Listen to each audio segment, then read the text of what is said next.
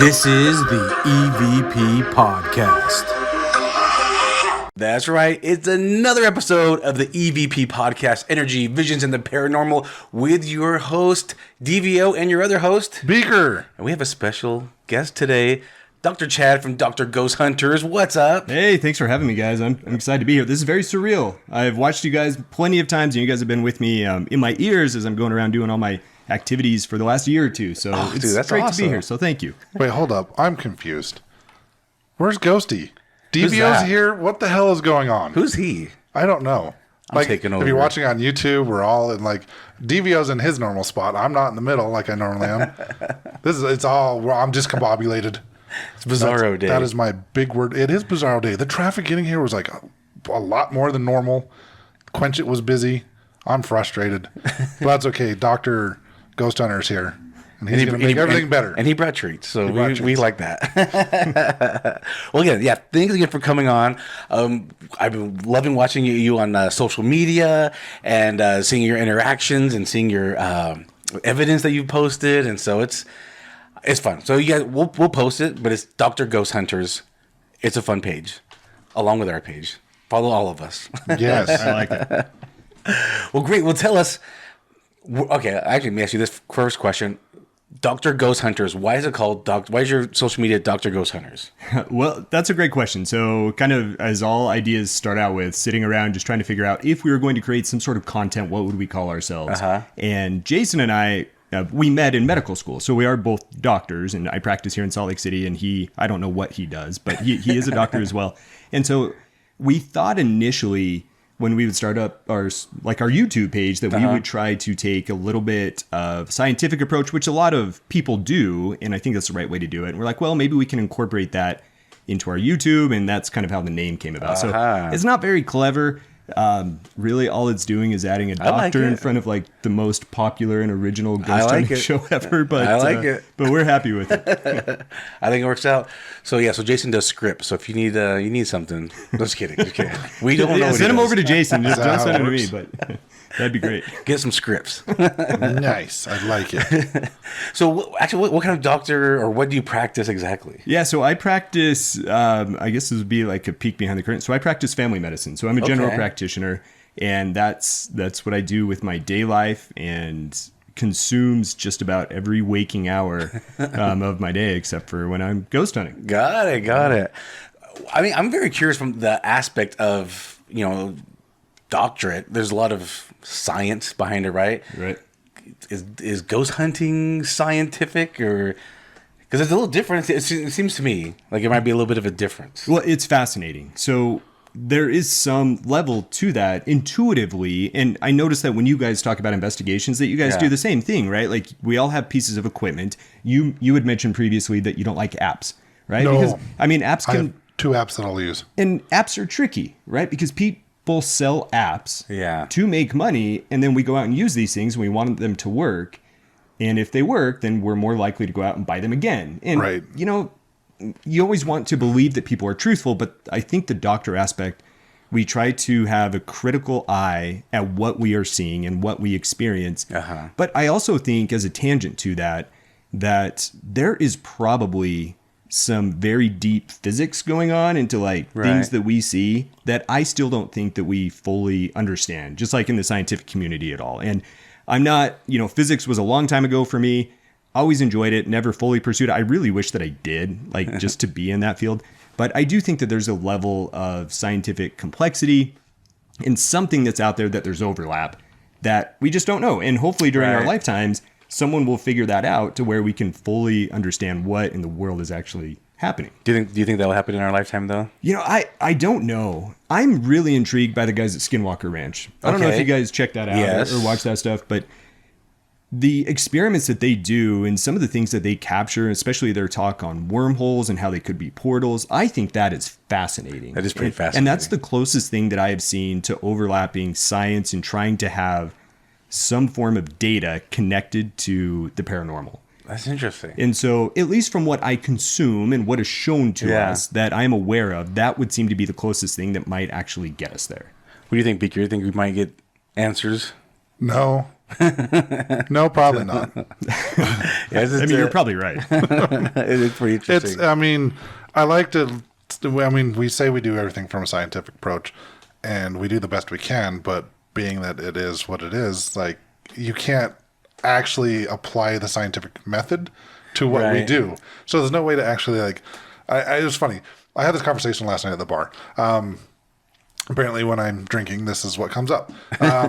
There's no way to actually prove the existence, or for that matter, there's no way to actually disprove the existence of ghosts or cryptids or anything that we do. That's true. So unless we find a way to like breach that medium, I guess, like I don't think we'll ever figure that out. Not in this lifetime anyways. We were just talking about how we all just drove up to the University of Utah to watch the football game this past weekend. And on the way up there, I'm in traffic, of course, and I'm stopped next to a building called the Church of Science Jesus Christ. And I was like, and I don't know exactly what they do. I'm not criticizing them at all. It was almost like it's like an oxymoron, right? It's like two different beliefs colliding into a church. I was like, I'm very curious now what they talk about at that church, but it's right, because it's a little bit of science, a little bit of faith. It's like you're kind of mingling things together. It's interesting. Well, is our view of science different in the paranormal world? So at Phenomicon last year, which is up in Vernal, we went up there and we heard some speakers, and I think it was Eric from Skinwalker Ranch. I'm Eric Bard, I think.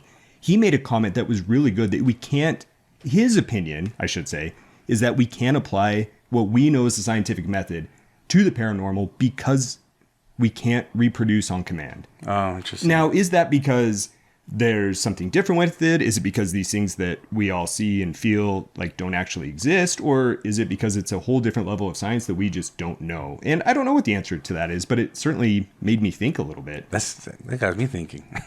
That's pretty interesting. Yeah. So those are some deep thoughts to have at a bar. And it is. Jason and I have those too. So especially for someone like the person I was with doesn't really believe in the paranormal, but they know I'm into it. So he's the one that actually brought all this up.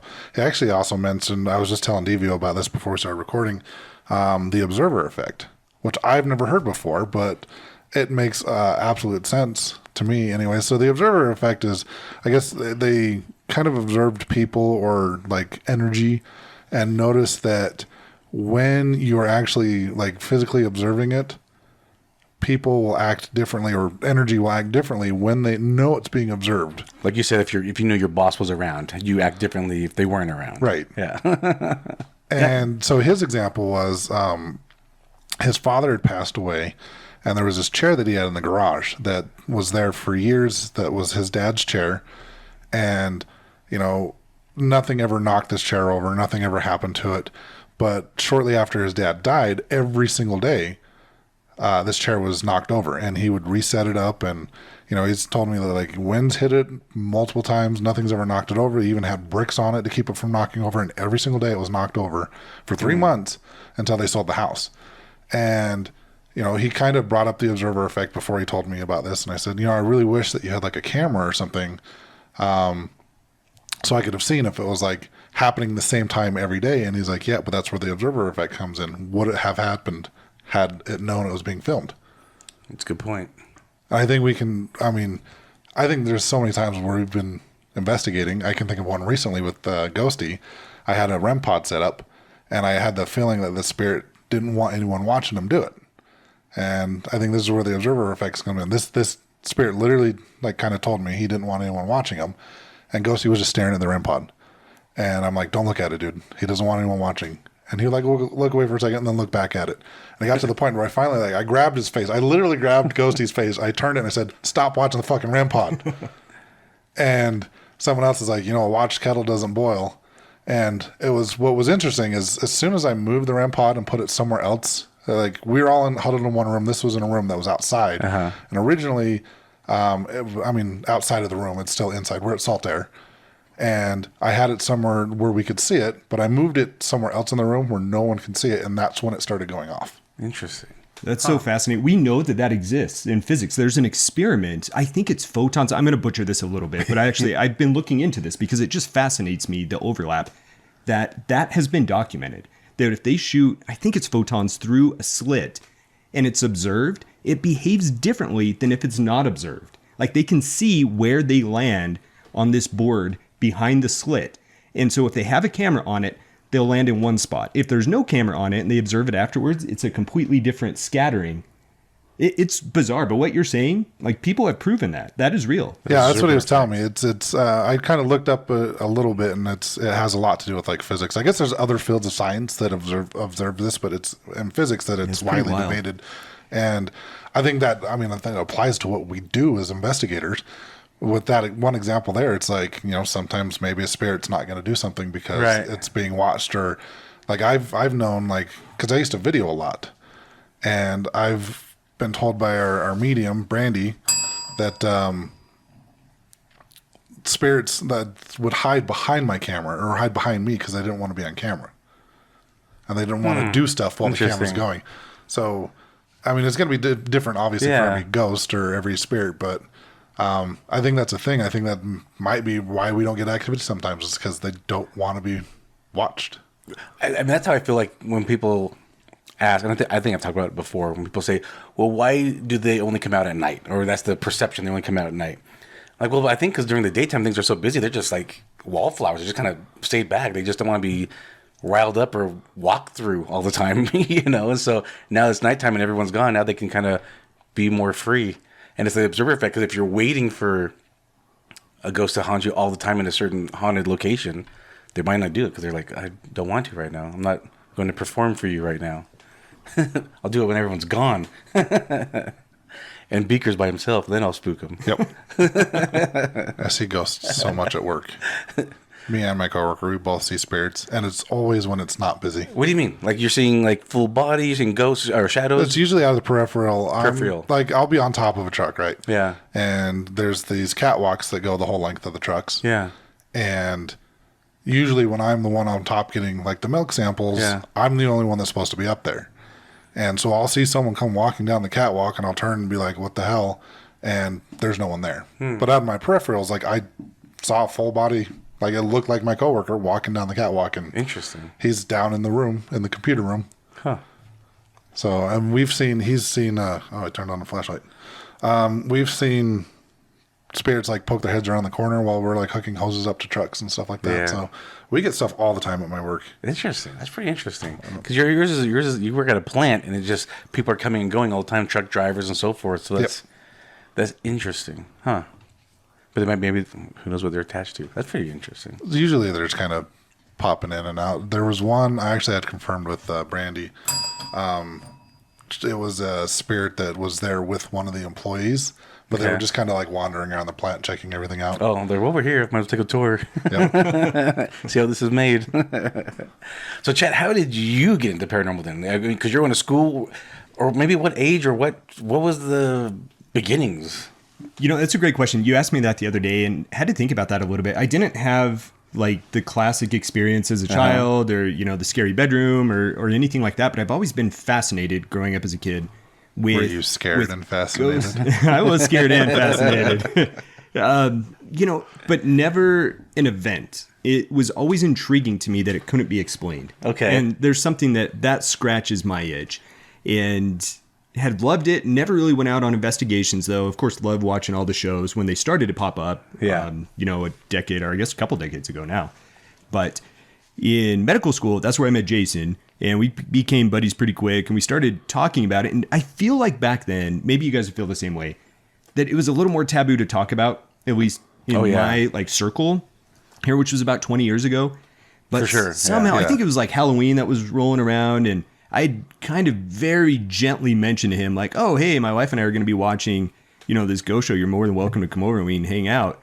And he was like, yeah, that sounds cool. So then, like, you find that one person who's, like, accepting to talk about that. And so we looked at it. We started watching some of those shows. We loved it. And we're like, gosh, I wonder if that's real.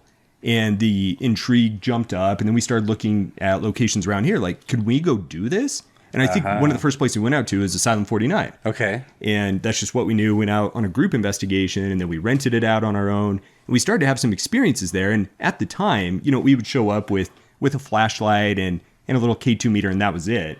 And, you do the flashlight trick, which now it's like, it might be a little cringy, but sometimes it works, sometimes it doesn't, but that's for a different conversation. But we started to do it, and we're like, okay, we really enjoy doing this. This is a lot of fun. And over the last decade or so, anytime that we've had opportunity to find a spot, we go. And honestly, like listening to you guys kind of triggers some locations for us. So hopefully we don't ever jump on like dates or things you guys want, but I really appreciate what you guys do because it has helped informed us on places that we can go to. So that's kind of what started that aspect of it for us. Jason, I was talking to him yesterday about that, wondering if he had an incident as a child. He never did either. Just kind of the same story. Now, my wife, on the other hand, I think her story is still untold. She doesn't like to talk about it a lot. She will go. I think that she does feel things and see things, and she just... I don't know why, but then you should share her experience with us. Then, yeah, it's interesting. So I don't know her full story, but she humors me and she's great and she's loving. So if you guys we'll bring her on. We'll plan a group investigation. Don't let her listen to this episode. Yeah, she'll come. How'd it go, honey? Oh no, I couldn't find the place, and we didn't record. I think she is a bit of an empath or a medium. It's interesting. We've been to a couple of spots, intuitive, and that could be the case because we go and. We'll be talking to the host of the place, and like we went out to this haunted VRBO, and the patient or the person who's there, I'm still in work mode, but the person who was there says that she is a medium, and we are mid-sentence talking for the first 20 minutes, and she just stops dead in her tracks, goes over to the other room where my wife is, and she's like, "You feel things, don't you?" And my wife's like, "Oh, yeah." So anyway, that's... Her story, I think, hasn't fully been told. I don't know if she fully knows what she feels or senses, but I think she's got a little bit more of it. I'm just trying to like read her energy off of your energy. Now, keep in mind, I've never met you until about a half hour ago. Yeah, sure. Obviously, I've never met your wife, but as you started talking about it, the first thing that popped in my head is she's an intuitive medium. I think she might have some empathic abilities, but it's going to be more physical than emotional. So she'll be able to feel people's like physical pain. Is kind of what I'm getting, but I don't know for sure.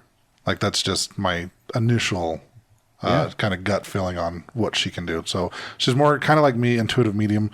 She just knows things. Does that ever happen? Like you go to places and she just kind of knows things that has happened there or knows things about the spirits? Yes. Yeah. And she walks a fine line with this, right? Because she wants to humor me in this side of like my hobby or this thing that I really love. But also there are times when she can sense that like she's told me after trying to pry it out of her that maybe spirits don't want to be filmed or shown or have us investigate a place, but because she can feel that or sense it. And there's one other experience that she's had that was pretty prominent. Maybe we could talk about that off air because it just involves someone that I don't know we should say it on here. Okay. But whenever you meet her, I would love to know kind of what your thoughts are. And I think she would like to hear it too. I think it would help confirm some things for her. So, yeah, I could definitely do that, especially I know we're all looking into doing a group investigation here at the end of the month. And if we go to the place that we're trying to go to, there will be another medium there as well, and we could probably, like, double team your wife. Hey, if that's what it takes, then we'll just like we'll get your wife in the corner and be like, we're gonna get this out of you. I don't know what the safe way to respond to that is, so I'll just pretend to take a sip of this coffee. No, I think she's an intuitive medium, and I think I kind of get the feeling that. So I'm sure I've mentioned it on the show before. I'm an emotional empath. The feeling that I'm getting from her is that just fear is the number one emotion is like kind of coming through for me right now, is that she doesn't fully understand it, so she's like afraid to like kind of work on it and develop it, if that makes sense. You're not the first person to tell her that. I mean, you're telling that to me, but you're not the first person to say that about her. So I think I think that's what's holding her back. I mean, I think has the capability of being very gifted. It's just the fear of the unknown, I think, is what's holding her back. This was kind of same with me. I think same with me. That holds me back. I think I can do a lot more different type of abilities, but it's a fear of what could it open up or what could lead to them. Like, do I want to do that? Yes, no. Yeah, I'm in the same boat as her then. Wow. It'd be interesting. What was a place that maybe you investigated? Because you're interested, right? You're like, okay, I'm getting started. I'm interested. I think they could exist. Spirits could exist, walk among us, whatever. Was there something that kind of stood out to you? Like, oh wow, this is real. Sure. The Benson Grist Mill. Okay. Not far from here, located out in Tooele. You guys have had an episode on it. In fact, our entire team, that was one of the first investigations that we did, that we knew that we were going to film for it and try and venture out into that creation. But we listened to your guys' podcast to prep for that. Okay. And during this instance, however, that I'm going to speak of, it was just Jason and then my dad, who doesn't come out very often to these investigations. He's very much a skeptic. Okay. We were in the basement of that mill, and we had a lot of activity that night. You know, our gadgets, our REM pods going off on command. We were getting some words that were coming through in direct response to almost like a spirit box that we had. Yeah, it's an app, however, through the phone, so I'm always skeptical about that. Our spirit box was going off. We heard a disembodied voice of a little girl in the basement. Oh. And it was pretty scary. And we heard a cry, and we thought, okay, maybe it was an animal or owls, right? Because there's that owl that's upstairs. And we were down in the basement, but then we heard it again. And right after we heard it, like, cry, and then it giggled, we had our REM pod go off. We had our little SLS thing. So we had multiple things happen at the same time that were like, okay, that was very interesting. Now, we all are a little excited by that event. We go home. Jason, during that time, was carrying around a voice recorder that he kind of holds around his neck. Okay. Now, he hooks up his headphones in real time. He hopes to capture real time a voice, to be able to hear an EVP in real time. Of course, he didn't hear this one, but good job, Jason. So, but as we listen to it, we actually have it on here. I don't know if now's the time that you want to play it, but we captured what we think is probably our best EVP that we've recorded. My dad and I are talking, I guess, to kind of set this up a little bit. You'll hear my dad and I say something. Jason's holding this recorder. He swears it's not him. Maybe we play it and then I can tell you how we try to debunk it afterwards. Yeah, let's go ahead and play it. There's a lot of room back here. Oh yeah, the very first time Jason and I came back here, we had the EMF go on. Back in our early days, the only protection system we had was... It's like way the first. Yeah. I hear that voice before this. I hear this twice.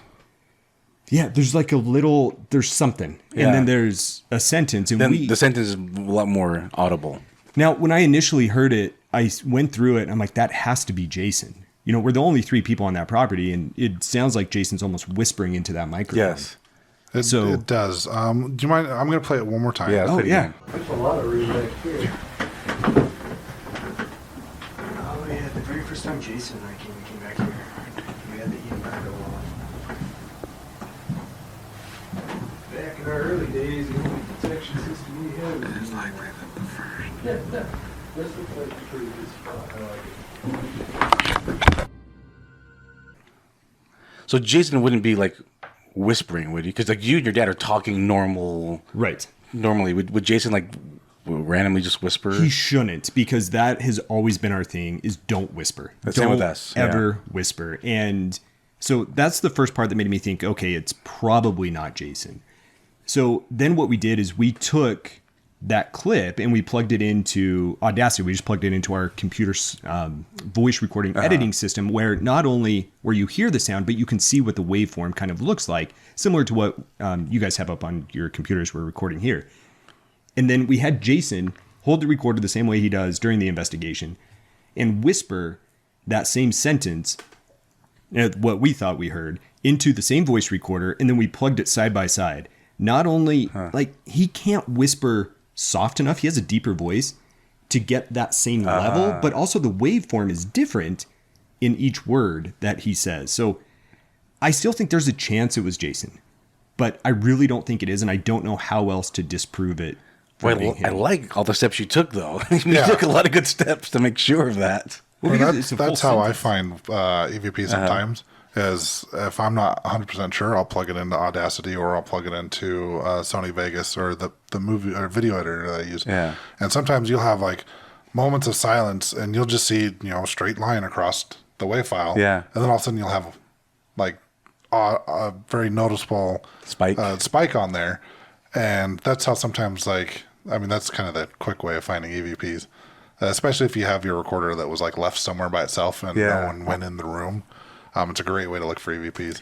You know, when we're doing when we're hosting investigations, we always say, like, we go through some safety things, but we say there's 2 rules. One, if you're gonna take pictures, notify people so they don't get blinded by the flash or the darkness. And 2, don't ever whisper, because then you can run into this problem where someone's whispering. Wait, did we just hear an EVP, or is somebody just trying to be polite by whispering? It's like, no, don't be polite. Whisper, just talk.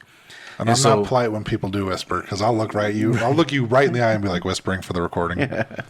I've had people leave my groups because of that. Well, it's such a hassle, right? When you really try to go back and look for evidence, and if you're trying to disprove something, whispering really does mess with that in a really big way, and it takes so much time to debunk a whisper. And there's just the 3 of you in this basement, right? That's correct. So there's just 3 of you. You and your dad are talking. Jason's there. He probably doesn't remember. He's like, I didn't say this sentence. Right. He doesn't. And as you guys compare it, let's hear it one more time. Do you guys hear the 3 things that I'm hearing? The 3 different. I'm hearing it. So we'll play it one more time, and then we'll discuss maybe what we think it says. Yeah. Okay, here we go.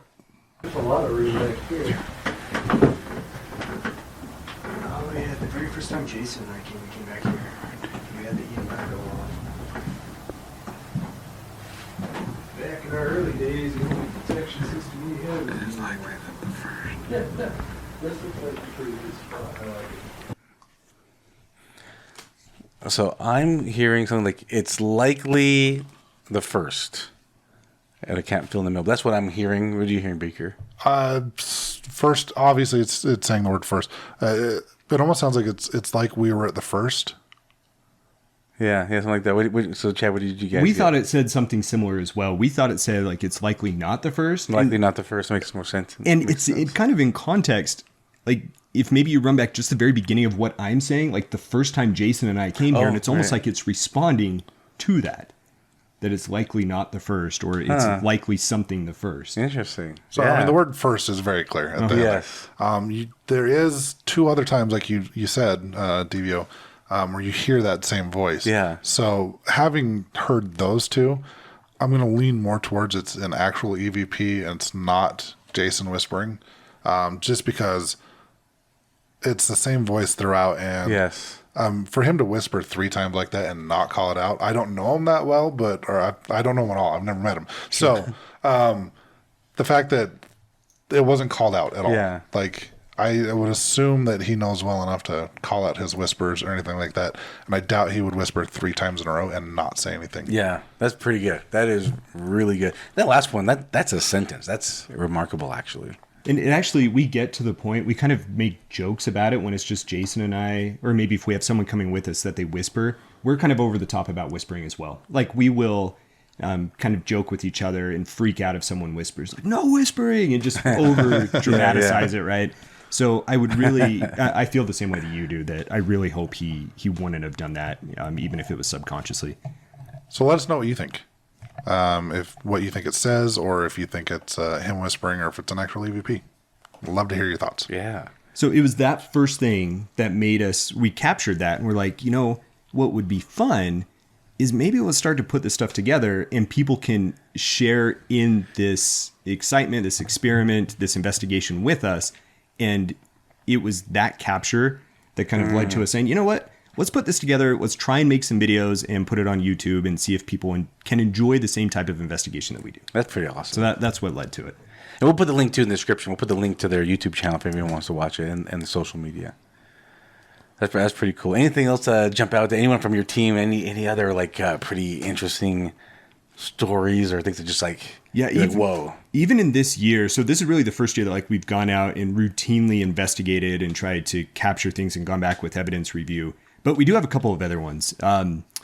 One that stands out quite a bit was at a haunted VRBO that we went to in California. So I turned 40 this year. My wife wanted to throw me a birthday party. I'm like, I want to go stay in a haunted VRBO. Let's see if this thing's legit. So we rented out a place in Jackson, California. Okay. In an old mining town. I don't know what you guys feel like with mining towns. I feel like they're all haunted. I mean, they all have the history of brothels. They have the energy that's nearby. There's usually a water source. There's usually traumatic death. Well, Virginia City is super haunted. I mean, they've been on Ghost Adventures I don't know how many times. Right, yeah. And that classic narrative is there, right? For whatever that means. But we went out there. The first day that we stayed out there, we didn't capture a whole lot. The second day is when the owner of the house came. She is a medium.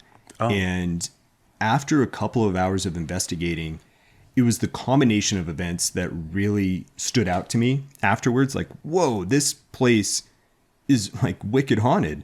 And not with anything evil, but during the course of that night, through the spirit box, we had my name called out 3 or 4 times. Wow. When no one else's name got called out. I was like, okay, well, maybe someone on a radio station is talking to someone named Chad. Right? Uh-huh. Like that could be a thing. But then we had Jason do an Estes method. The spirit box plugged into the headphones. He can't hear us. And we start having conversations. I think part of this we actually edited out of the video. Annie, one of our team members who was there earlier in this season, she had like a very personal thing happen kind of in her social life. And through that Estes method, it was talking about some of those events that happened. Interesting. So if anyone is not quite sure what that is, I know we've talked about it here before, but someone is blindfolded and has noise canceling headphones on, and they're just randomly saying whatever they hear. But someone else is there asking questions. So we've done this before. We've had this on our social media. But if you're new or wondering what that is, that's what that is. So and that's very interesting. Great call out. And, we want to reduce bias, right? We don't want Jason to hear what our questions are and have that, maybe subconscious change what he's thinking is hearing. So anyway, it called out some things to her. But then also when we started talking about me, it stated what I was. Like it said, you're a doctor. I was like, oh, so a little bit about me. And it's like, you're a doctor. It's like, oh, that's interesting. Wow. And I'm leaned up against the back, like in the corner of the room. And there's nothing behind me. There's not a coat rack. There's literally nothing on the wall. And during this Estes session, I feel something pull my shirt collar. Wow. Now, it didn't force me back. It didn't throw me. It's nothing scary or evil, but I had not felt that before, and I can't explain what that was. Now, shortly after, just a few minutes later, back behind where I was standing, it's a closet. So I was leaned up against a closet wall. And we hear something moving in the closet, so much so that the owner of the house is like, oh, it's Jamie, because Jamie was in the other room. She's like, oh, it's Jamie walking in that closet. And we're like, no, there's no one in there. Of course, sure enough, we go into that closet and there's no one there. Huh. So the combination of all of those things inside of that house, where we had something calling out my name, we had something tell me what my profession was. We had, physical contact. I think I can't prove that. Sure. And then we hear something moving around, and all of that led to a pretty unique experience for. And you slept in it.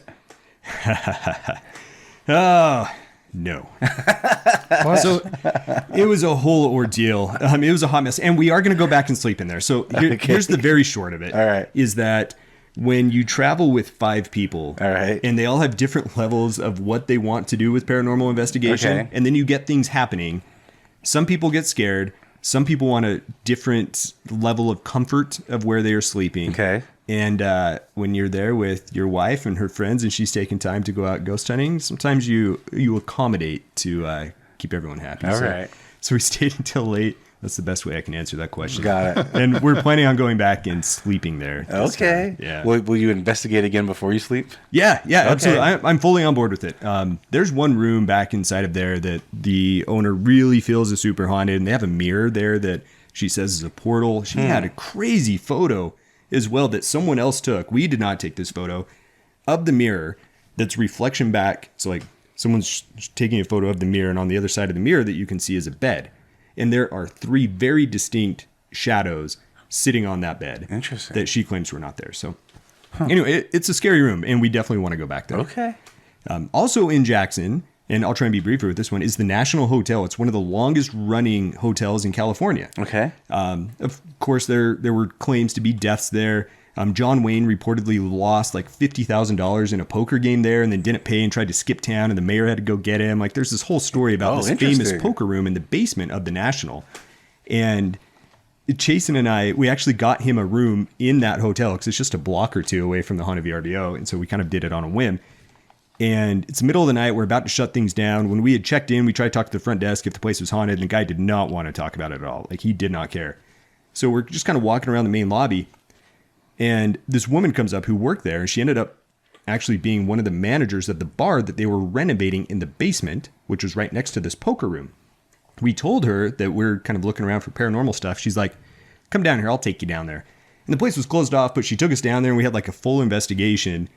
We were playing cards, okay, and we were playing Texas Hold'em. We had dealt the spirits a hand, right? We didn't look at their cards, but we had a camera facing the cards, and we had a spirit box going at the same time. Now, as we go through at the very end, we lift up the cards and we say, here's your hand. And we asked the spirit to call out its cards through an SB7 spirit box. And of all the words that could come through, it called out its card.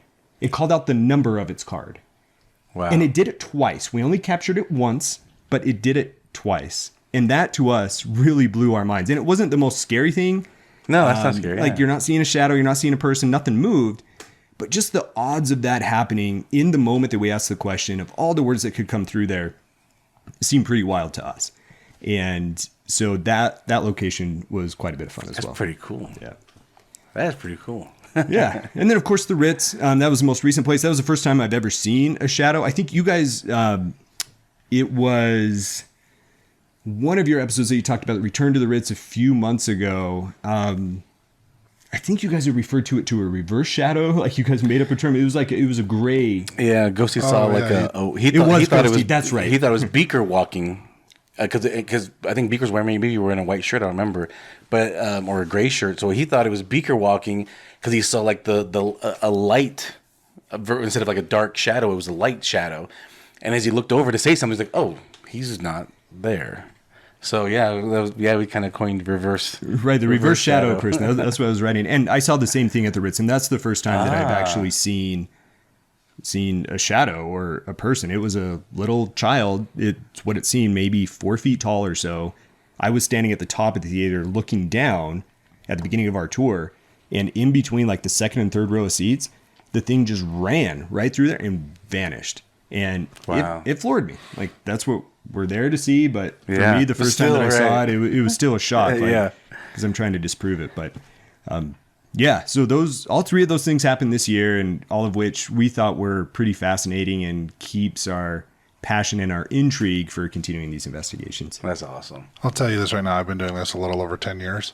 It's still exciting when you see that. Yeah, good. Like, that's what I like to hear. It doesn't get less exciting as you go on. Like I've seen a lot. Because you want to catch it, but you still get caught off. I still get excited when I see things, or when I hear things. Because you're not supposed to, right? You're not supposed to see things or hear things. But when you do, you're like, oh. And it doesn't always happen. Sometimes you spend all night investigating and nothing happened the whole night. Right. So when it does happen. I don't get scared and run out of buildings like I have in the past. Like one of the first times at the family tree, the entire team I was on, we were across the street. Like everybody ran out of the building across the street. We were all so scared of something. Now, if family tree is still open, I would never do that. Like I've kind of evolved over the last. You pull out your proton pack and yes, sir, I do. That family tree, I really wish that was still open. We were there maybe 5 or 6 years ago, and I completely forgot about this. We were sitting in the back, like banquet room, I think it was. Yep. Yeah. And the person who was there told us there was a portal back there. And at the time, and I'm still kind of blown away by like the whole portal term. I need someone to convince me of this, but there's some very interesting things that happen just because I can't prove it, right? So that to me is why I joke about that. I'll when we go to the Ritz, when we set up that investigation, I'll show you. Awesome. And I had something come through the spirit box there that was responding to questions about me that no one else at that table would have known, including the person running it. So like sometimes you wonder if they're really trying to promote and make money, which this person was not, at least to my knowledge back at that time. It's not like they were advertising, hey, come here and you don't have to pay an astronomical fee to go there. But she was asking questions of the spirit box, and it was responding to things like, I think it was my deceased grandpa that was talking to me. And I know how wild that sounds. And I don't say that to people because it sounds wild. Like I don't go to my day job and tell people that, but it was very intriguing. And that place, I really wish it was still open, because that was a pretty wild location. The back banquet room. That was my first time investigating the family tree. It was my first time meeting Beaker, actually. Oh. And he invited us to go with his old previous team. And me and Ghosty were in that banquet room. And our friend, my first time meeting Paul, also from Paranormal Veracity, and he said he'd try out this app called EchoVox. So that was our first time using it. Yeah, he's the one that got me onto the Echo Box as well. Yeah, so we were playing with him. It was just me and Ghosty in this bank room by ourselves, the two of us. And we started getting some responses. And Ghosty says, "Do you know my name?" And it actually said my name. It actually said my name. Huh. And then we said, "Well, do you know how we're related?" Because we're brothers. And it said twins. We're not twins, but we look very identical. Right. And so it said twins. And then he was like, "All right, turn it off." He was like, Ghosty was done. He's like, "All right, I'm done with this session right now." So that was my first time. Because we used to go to like cemeteries and things like that. And this was our first time actually going into a building and investigating. We were like, all right, we're hooked now. Thanks, Beaker. Those things are so interesting because the odds of that, I said the same thing with the National. Like, what is the odds that even if someone created this app to produce words, not even triggered by the paranormal, right? Just because they want to sell the app, what are the odds they're going to get the right word at the right time and have the right answer? Right. It's just too much for me to believe that that's a coincidence. Well, we've seen something even more trippy than that because we were in the paper store that was right next to Family Tree. Yeah. We used the SB7, we used the S-Box, and the Echo Vox, and we got the same name on all 3 devices. No kidding. Yep. Yeah, pretty incredible. That was kind of cemented it for us. Okay, this is the name of the spirit that's here. What we're talking to, because the Echo Vox and SB7 operate completely differently. Like, you're scanning AM or FM frequencies on the SB7. Same with the S-Box. The Echo Vox doesn't use radio frequencies. It's something completely different. Oh, it doesn't? No. So basically what they've done with the Echo Vox is they've kind of taken Edgar Allan Poe's The Raven and chopped it up. And it just sporadically plays parts of it. No kidding. So, the fact that we got the same name off the SB7, the S-Box, and the Echo Vox, right. We were just kind of like, okay, this is legit. So this person's here. That's incredible. That was the first time I walked through a building with my hand out because I could feel the spirit holding my hand. Yeah, I remember that.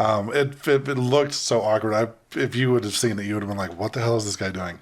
But I was literally like walking this child through the building. Whoa. Yeah, there was a spirit of a child, and she thought Beaker looked like her older brother. No kidding. Yeah. Yep. And it was looked or just reminded her of. I reminded her of her older brother, yeah. That's kind of sad. Yeah, it is. Yeah. It's tough. It's sad, but then the result was good because he and Brandy were able to.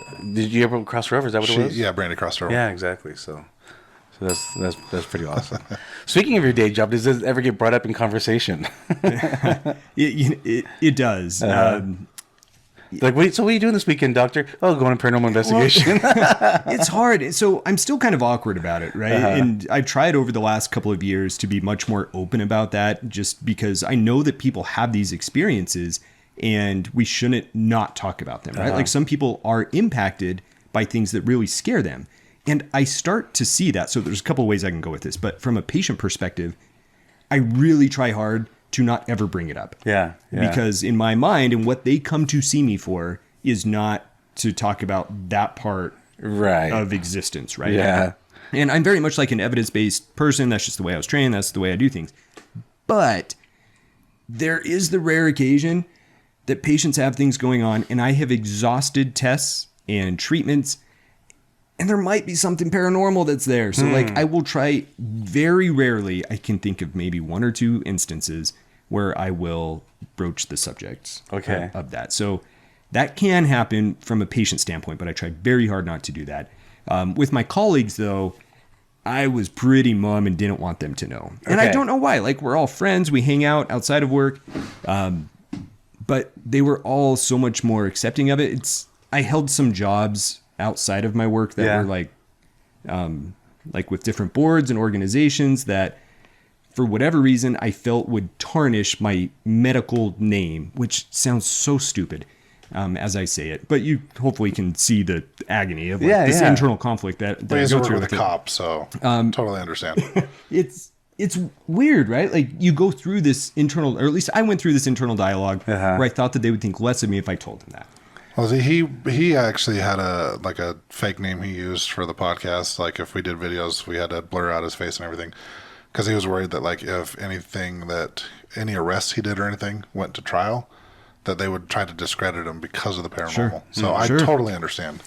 This just happened. I was at a business networking event just this Thursday. So I run a few businesses, and so I'm at a networking event, and I'm at a table talking to a few ladies, and another couple ladies come over, and we start talking. They're like, "What do you do?" And I tell them what I do, and they go, one lady says, "Wait, I know you. oh, you're gonna love this guy. He does ghost hunting. I'm like, all right, so we're going there, and they all look at me like, really? I said, yeah. So they said, hey, what you do is really cool and all, but tell us more about the ghost hunting part. I'm like, all right. So we all started sharing at this networking event, all sharing paranormal and ghost stories instead of networking. I have found that to be the similar circumstance where I'm the shy one to talk about it, but everyone wants to know about it. And I feel like that's how different it is, at least from my lens, over the last 20 years. Yeah. Where 20 years ago you mentioned that and people kind of laugh and like, yeah, whatever. Now you mention it, and if someone has any interest in it, that's all they want to talk about. Exactly. It's very interesting to me. So I enjoy that, and I love that it's more mainstream, and I think it makes it a little bit, it takes me out of my comfort zone of being able to talk about that a little bit more. Well, thanks to our good friend Zach, people are okay talking about it now. Zach Baggins? Zach, yeah, he's a huge fan of the show. He's a big fan. He's a big fan of our show. And ripping his shirt. Didn't he rip his shirt off at Family Tree? Isn't that where he ripped his shirt off and yelled at the demon to come get him? I think it was Family Tree. It might have been somewhere else, but Jason and I make fun, like we yell and say that we're going to rip our shirts off. I don't know. My favorite episodes, I just want to like slowly walk in front of a camera with a plastic chair and like look right at the camera because I'm looking for Ghosty and DVO to beat him up. Reenact that was my scene. favorite episode. Oh, goodness. But yet I keep watching it. So that guy, he's a great entertainer. He is a great entertainer. He is. That I will say that. And shout out to the all four ladies at my networking event because they all subscribe to the podcast and follow us on social media. And now you guys got to check out Dr. Ghost Hunters as well. So I'll shout out to all of those ladies at that networking event.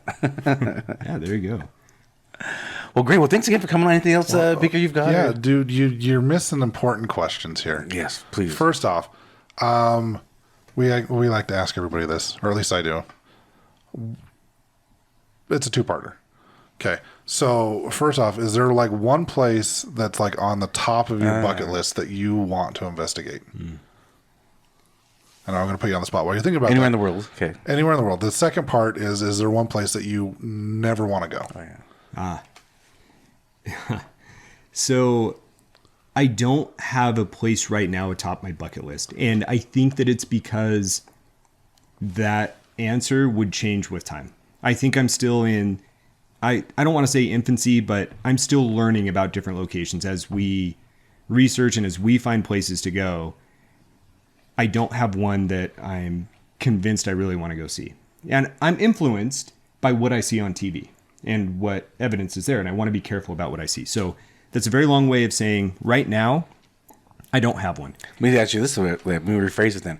I gave you $10,000 right now to go anywhere. Where are you going? You know, Eloise is interesting to me because the Travel Channel there's a Josh Gates show, Expedition Unknown, I think. And I think I seem to trust what they would capture a little bit more on evidence. I think. And what they captured there was pretty interesting. I mean, they had all sorts of activity going on. And other groups have gone there as well and captured some kind of scary stuff and something to me that would give me even more proof that something is there. So right now that's top of mind, but I am certain that answer would change with time. Well, shout out to Josh Gates, also a huge fan of the podcast. He's actually a really cool guy. He is. Especially when Ghosty's like, he doesn't ask him for a picture. He's like, hey, stand up and take a picture with us. I was just like, well, that's one way of asking. But I mean, he was really cool about it. So yeah, Josh, if you ever have a chance to meet him, I haven't. He's an awesome guy. Oh, cool. Yeah, he's really cool. I would say my answer has changed. My answer used to be Rams Inn, and now The ancient Ram Inn? Yeah, the ancient Ram Inn, and now I'm kind of also, because we talked about it, Skinwalker Ranch is really getting to the top of my list right now. See, my two places are both in Romania. And it hasn't changed. So one hasn't changed. It's been the same. It's Bran Castle. That's been on the top of my list for years. But I've also added Hoibaciu Forest, which is also in Romania. I don't know how close they are together, but both of those places are on the top of my list. Followed really close by is Aokigahara, the Suicide Forest. Okay, that's what I thought. In Japan. That's what I thought. So, Chad, anywhere that you would not want to go? There isn't a specific location, but I will say you guys talked about hospitals. So one of your recent episodes, you talked about LDS Hospital. The LDS Hospital. And I did do a rotation during residency at LDS Hospital on the labor and delivery ward. Okay. And I think the guest that you had on talked about some of like the call rooms that we had. Yeah. The call rooms back there are very secluded, and they are scary. And I think it's just more so because they're dimly lit. You're so far away from everyone else. And I would spend time in there because the nurses at LDS Hospital are fantastic, and they do almost the entire delivery. So like as a resident being there wasn't much for me to do. But I will say that haunted hospitals bring about, like, they strike not a nerve with me, but going through training, like some of the most traumatic experiences I've had in my life had been with patients inside of hospitals. And like that sometimes will even trigger me if I'm watching TV and like there's a bad outcome or something on certain aspects in a show that's in a hospital, right? That triggers events that I've had. And so like that gets me. And then if there are locations that are thought or that are haunted hospitals, which I have not been to nor investigated, that would be tough on me, I think, not just from a scary level, but because that emotion, that impact, like I felt it from the other side, from the healthcare side, and knowing that patients and families have had trauma and that emotion there, that's hard. I can see that. And that would be hard for me to take on. So you said one of the first places, or the first place you investigated, was Asylum 49. Yeah. Is that somewhere you would go back to? Because there's been a lot of trauma there. Yeah, there has. And Asylum 49 for me is interesting because it's one of the first experiences I've had. And I think that being over a decade ago, I would want to go back there because I feel like I know a bit more about what I'm doing now and want to see if some of that stuff that I experienced early on is real. Okay. Or maybe not real, but if I could recreate it or expand upon it. That makes sense. And I do know that was, Tooele's hospital, right? And then it was the nursing home, and it was still, or it was connected to that nursing home. So I know I'm contradicting myself a little bit, but because of that, I would want to go back there. I don't know why that changes my answer. Because one side of the haunted attraction, so that side. The haunted attraction side is the only side you can investigate. Right. I think with having all the haunted stuff out kind of maybe takes away a little bit of like the realization that this was an active hospital. It's true. Holy Cross. So I did part of my medical training at Holy Cross. Yeah. So it was Holy Cross and it's Salt Lake Regional and it's Holy Cross again. Holy Cross is creepy. And I was flipping back through your episodes and I saw LDS Hospital, and I haven't caught everyone, but I don't know if you've done one on Holy Cross. I have heard something like before I ever got into the paranormal investigation, and even before medical school, I worked there at the admitting desk. And there was an instance that I had there where a patient had come up and registered. They had left. They said, "Thank you" to me. And I said, "Yep." And I didn't say "You're welcome." And I heard my boss come walking right behind me and say, "You're welcome," like to correct me. Yeah. Say like, "Oh, you should just be more cordial with them." Now, the problem was, when I turned around, my boss hadn't arrived to work and there was nobody else there. And I was like, that's interesting. And that hospital, there has been a lot of death there, and it is dark. It's a tough place. That would be a fascinating place if it ever stops operation for a team to go investigate. Interesting. That's the one there It on is creepy. 90th off of Bangerter. No. So this one is on South Temple Okay. and about 10th East. Very small Okay. community hospital. It has a chapel right next to it. Okay. And it has tunnels underground. So there's a physician's office building on the corner. And actually, if you go underneath the resident call room, there's a tunnel that connects the two. It's over by the avenues.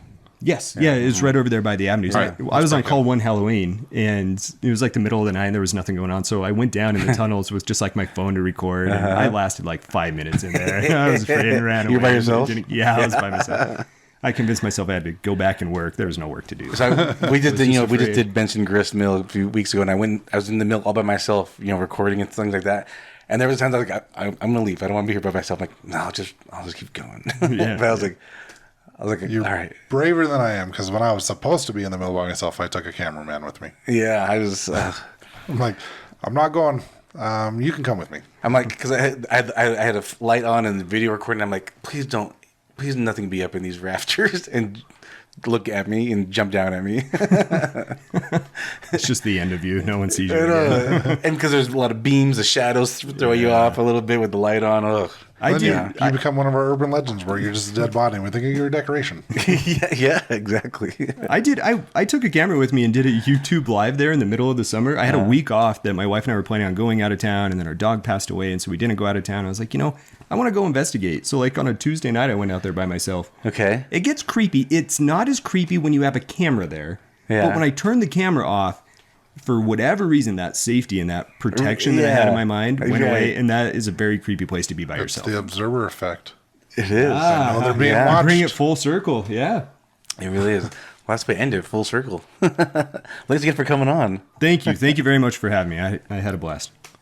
All right. So again, evp.pod, Dr. Ghost Hunters. That's where you can find us on social media. And again, we'll post all of their links as well. Or if you want to email us, it's evp.pod@gmail.com. Also, check out our affiliate link to Ghost Stop. That's where we buy all of our ghost hunting gear. In fact, we're collecting, speaking of our email, we are collecting more stories. One of our favorite things is reading our listener stories. Like, that's one of our favorite things. It's been a while. We haven't done it in over a year. So we would love some more. We do have a new piece of gear that we need to go and test out. And maybe we can test it at the Ritz. Yes. We spend a lot of money on this, so I hope we actually get good results on it. Yeah. All right. Catch you next time. Peace out, butterflies. This is the EVP Podcast.